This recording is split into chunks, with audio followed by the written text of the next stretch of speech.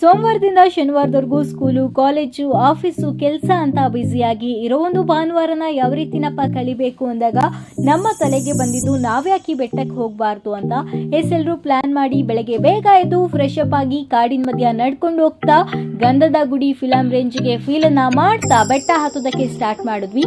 ಅಲ್ಲಲ್ಲೇ ಸುಸ್ತಾದ್ರೂ ಕೂಡ ಸುಸ್ತನ ಯಾರು ತೋರಿಸ್ಕೊಳ್ದೆ ಅಲ್ಲೇ ಕೂತು ಫೋಟೋಗೆ ಪೋಸ್ ಕೊಟ್ಟು ಮುಂದೆ ನಡ್ಕೊಂಡು ಹೋದಾಗ ನಮ್ಗೆ ಕಾಣಿಸಿದೆ ಈ ಒಂದು ಕಿಂಡಿ ನೋಡಿದ ತಕ್ಷಣ ನಮ್ಗೆ ನೆನಪಾಗಿದ್ದೆ ಒನಕೆ ಓಬವ್ವ. ಹೇಗಾದ್ರೂ ಮಾಡಿ ಒಂದು ಕಿಂಡಿನ ಪಾಸ್ ಮಾಡ್ಬೇಕಲ್ಲ ಅಂತ ಪ್ಲಾನ್ ಮಾಡಿ ತಗ್ಲಾಕೊಂಡು ಸಿಗಾಕೊಂಡು ಹೆಂಗೋ ಆಚೆ ಬಂದು ಎಲ್ಲಿಂದ ಕೂಗಿದ್ರೆ ನಮ್ಮ ಮನೆಯವ್ರಿಗೆ ಕೇಳಿಸುತ್ತಾ ಅಂತ ಒಂದು ಮಿಸ್ಡ್ ಕಾಲ್ ಅನ್ನ ಕೊಟ್ಟಿ ನಂತರ ನಾವು ನೋಡಿದ್ದೆ ಈ ಒಂದು ಮೋಡಗಳು. ವೀಸಾ ಪಾಸ್ಪೋರ್ಟ್ ಅನ್ನ ಮಾಡಿಸಿ ಫ್ಲೈಟ್ ಅಲ್ಲಿ ಹೋಗಿ ಮೋಡಗಳನ್ನ ನೋಡೋದೇ ಬೇರೆ.